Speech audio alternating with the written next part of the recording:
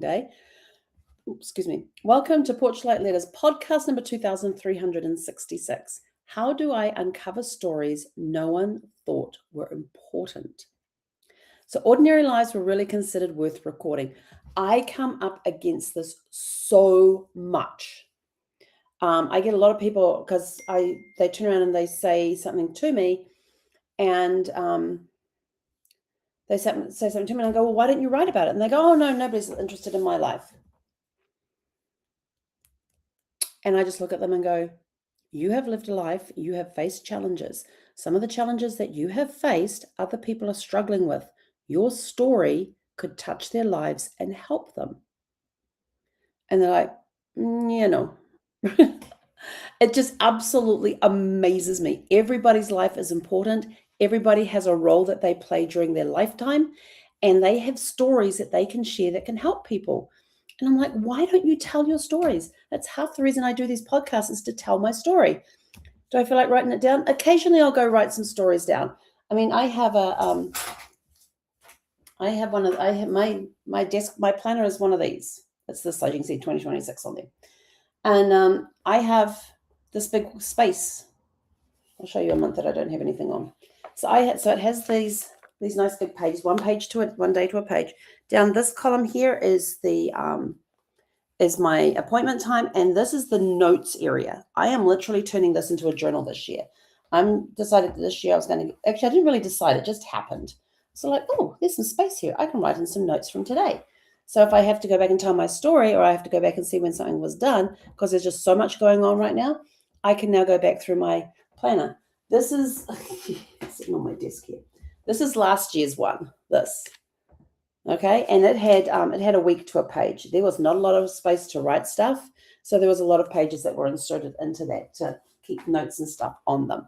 So find some way to track. It could just be, went grocery shopping today, spent $88, got crap, something as simple as that. Or it could be talking about your business today. Hey, today we got a new client. This is some history about them. This is what we're going to be working with them on. Super excited to be doing this. Da da da da da. Or you could sent out some cards today, sent out some thank you cards, got some referrals from people, so sent out some thank you for the referral cards.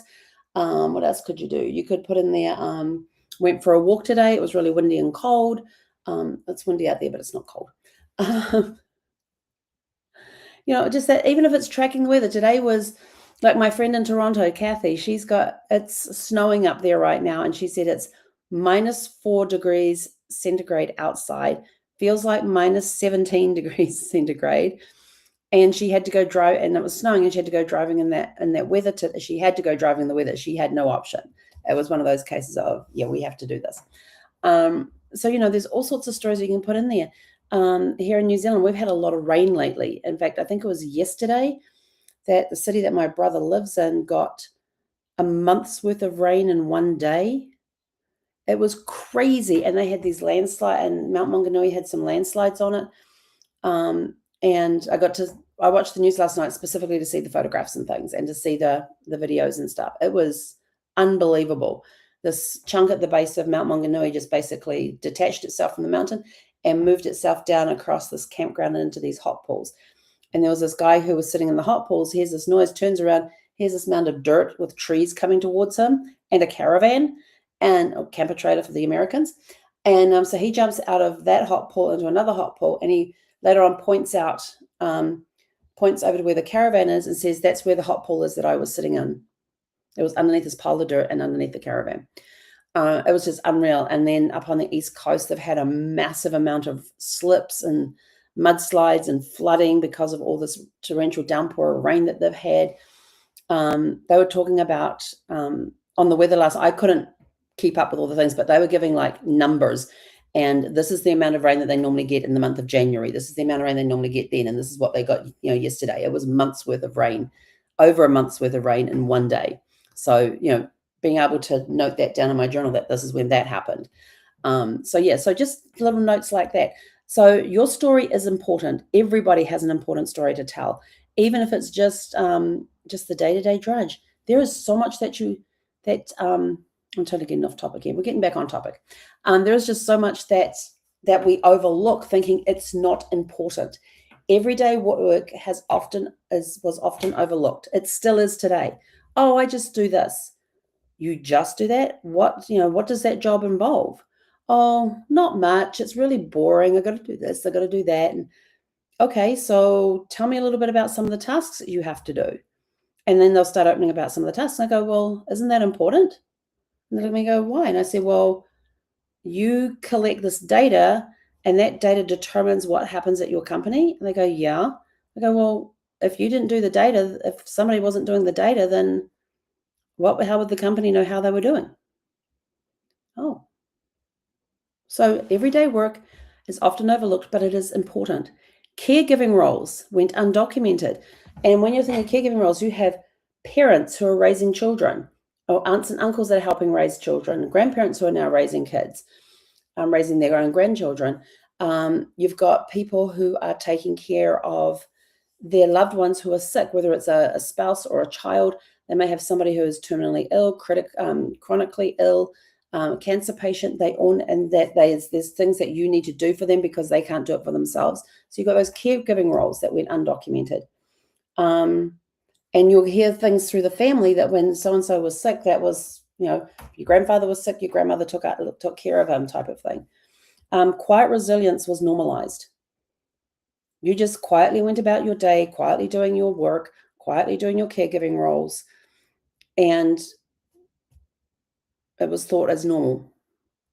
Small actions shaped family survival. These could be small actions like, somebody having to take on extra work to bring income in so they could put food on the table. Mothers taking in laundry for the neighbors, doing laundry for the neighbors to help bring some money into the household. Some mothers would cook up meals to deliver to neighbors. In that caregiving role, they found out a neighbor was sick. They would take over, cook them, make them some chicken soup or whatever, and take that over to them. Somebody passed away. The community came together and brought food over to that family's house so that they wouldn't have to think about meals, that the meals were already there. They just had to heat them up and eat them. There's a lot of stuff that went on that people didn't think was important. But think about this. Those people who cooked those meals for the family who had lost a loved one and were now struggling, they were playing an important role in that family's survival, bringing over meals. Yes, they got overladen with food, but here's the cool part: is that they didn't go hungry. They didn't have to think about that. Some community members would come in and take care of the house, take care of the livestock, take care of the ranch, the farms, things like that. There was a lot of time. So look around for newspaper articles.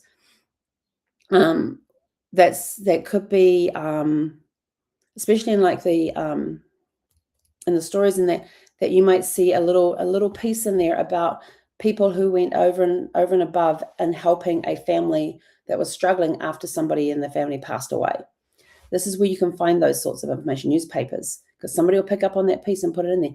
But also look for patterns in the family. If you know that, if you're looking at a death certificate and it said that they died from cancer, what was their cancer journey like? And things like that. And this all matters because important stories are often hidden in plain sight. People don't think that they are important. So have a look at, sorry, they've got messages popping up on my screen. I should have disabled that app. Let me go do that right now. Okay, that's that done. So important stories are often hidden in plain sight. Look at the patterns in the family. Was there somebody who was chronically ill, terminal, and things like that? Look at the death certificates that quite often had the cause of death on them. Would they have been cared for in the house? What was it like? Is there any articles out there, any journal entries that you could go and have a look at? Some people kept journals during that time. And your practical takeaway for today is study routines, relationships, and repetition. What routines can you find from your family? What stories come down about the routines in the family? The relationships. Why is your family always doing this particular tradition? Where did it start? Why did it start? Oh, excuse me. Was it something that was passed down through the generations? How did it start? What was the origin of it? And if you want help uncovering overlooked stories, just send us a private message and we're more than happy to get on a discovery call with you and see how we can assist you. And in closing, what seemed ordinary often mattered most. What seemed ordinary often mattered most. And with that, we are out of here. Go out, have a super fantastic, sparkling evening. We shall be on tomorrow evening. Yeah, tomorrow evening at